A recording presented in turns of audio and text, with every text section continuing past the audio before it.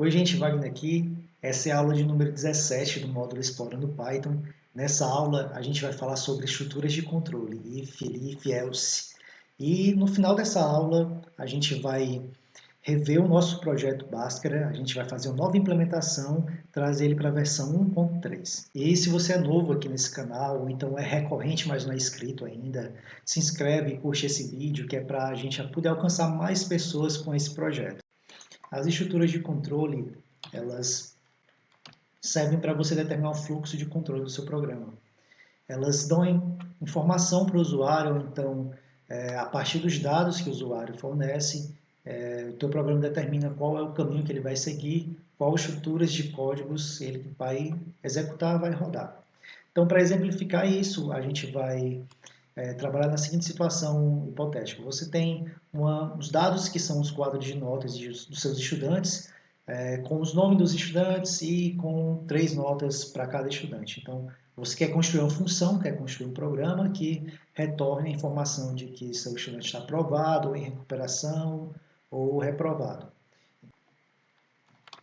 Os dados que a gente vai utilizar aqui são do tipo, vou chamar aqui de notas, recebe, eu estou comentando só para ilustrar, comentando na linha, né, no código, vai ser do tipo nome, meu dicionário, a chave vai ser o nome do estudante, e o elemento do dicionário vão ser as 3 notas, N1, N2 e N3, certo? Então, eu já tenho com esses dados prontos, vou só copiar e colar.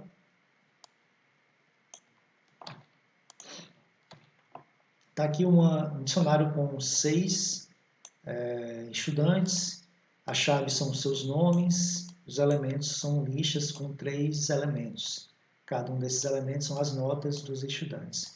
Então, vamos lá construir nossa estrutura de controle. Então, vamos primeiro fazer um modelo, antes de a gente construir nossa função. Nosso modelo vai ser o seguinte, vou testar a média e verificar se essa média está em alguns intervalos, né? Por exemplo, se a média for maior do que 7, o estudante está aprovado. Então, o que eu preciso fazer é usar a palavra-chave if, que traduzindo do inglês seria se, if, aí a média, que é uma variável que eu vou utilizar ainda, que eu vou dar valor para ela ainda, ela for maior ou igual a 7, 2 pontos. Aí abaixo desses 2 pontos é que eu escrevo o código que eu quero executar caso a média seja maior ou igual a 7. No caso, para simplificar tudo, eu vou só imprimir o resultado aprovado. O próximo controle que eu vou fazer é caso a média esteja em outro intervalo que deixe o estudante para recuperação, por exemplo. Né? Então, ao invés de colocar if, eu vou colocar elif, que é a abreviatura para else, if juntos. Só que não existe else, if no Python. No Python eles decidiram por juntar tudo isso numa palavra só, elif. Então, else, if, que traduzindo seria se não for maior do que 7, no caso, então a gente vê se a média é menor do que 7. E, para isso, eu uso a palavra-chave, que eu já utilizei outras vezes aqui nessa série de vídeos, que é o int média, for maior ou igual do que um valor de nota mínimo suficiente para o estudante poder ir para a recuperação, por exemplo, 3. Né? 2 pontos. Aí, abaixo desses 2 pontos, vem a condição que eu quero executar caso a média esteja nesse intervalo. Então, por exemplo, para simplificar ainda, continuar simplificando nosso problema aqui, nossa situação, vou colocar para imprimir na tela o nome recuperação. Por último, falta uma condição ainda, caso nenhuma dessas duas seja estabelecidas, eu uso a palavra-chave else apenas, sem condicional nenhuma, que significa senão, aí executa tudo que está abaixo desse else. Colocar print, se não tiver nenhuma das condições acima, o estudante está reprovado. Certo? Então, aqui a gente tem 3 blocos de códigos, cada um ele só vai ser executado caso as suas condições sejam estabelecidas, exceto o último, que é executado caso nenhuma das condições acima esteja estabelecida. Então, por exemplo, se você colocar aqui média igual a 8 e executa esse bloco de código, o resultado é aprovado porque 8 é maior do que 7. Se você coloca aqui 6.5 e executa, o resultado é em recuperação, porque foi estabelecida agora essa condição. Ele não executou isso daqui porque não é maior ou igual a 7, nem passou para esse bloco porque ele já encontrou uma condição estabelecida aqui no meio. E se a nota for, por exemplo, 2.5, ele imprime reprovado porque nenhuma das condições acima é estabelecida, ele finalmente chega a esse último bloco de código. Então, o que a gente já tem é suficiente para a gente construir uma função. Eu vou definir uma função como sendo resultado. Essa função ela vai receber uma variável que vou chamar de média, 2 pontos, e o escopo dessa função vai ser exatamente essa estrutura. Vou somente copiar e colar bem aqui. O negócio é que eu não posso deixar a indentação dessa forma, tenho que fazer um recuo, já que isso é um bloco contendo o escopo da função. Então, vou dar um tab aqui e pronto.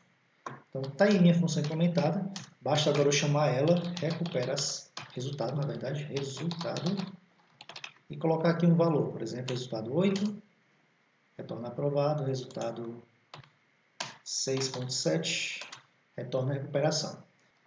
Meu interesse agora é passar um dos dados desse dicionário aqui, que seria o quadro de notas. Então, se eu quiser passar, por exemplo, um elemento, ou uma lista, a média do estudante, eu preciso calcular essa média. Então, por exemplo, eu primeiro preciso somar, vou usar um variável soma aqui para receber a soma das notas de um dos estudantes. Eu vou chamar meu dicionário que é notas. Vou escolher o nome de um dos estudantes, por exemplo, vou colocar esse primeiro aqui, a estudante Albertina. E somar as notas, né? Então, a primeira nota é uma lista, né? O elemento de uma lista de índice 0. A segunda nota é a mesma coisa, só que com o elemento índice 1. E a terceira nota é a mesma coisa, só que com o elemento de índice 2. Então, está aqui somado as 3 notas, você pode exibir essa soma para ver o resultado, dá 16. Seu interesse é na média, então você cria uma nova variável aqui chamada de média, que vai receber a soma dividido por 3, que é o resultado da média. Para a gente visualizar a média, basta colocar o nome na última linha aqui da célula. Só que para não ter que repetir sempre esse elemento do dicionário, né? No caso o nome do estudante, a chave do dicionário, eu vou criar aqui uma nova variável chamada de nome, que vai receber o nome de um dos estudantes lá do dicionário acima. Vou retirar daqui, colar bem aqui. E aqui no lugar eu vou colocar nome. Mesma coisa para os outros. Ctrl+C, Ctrl+V.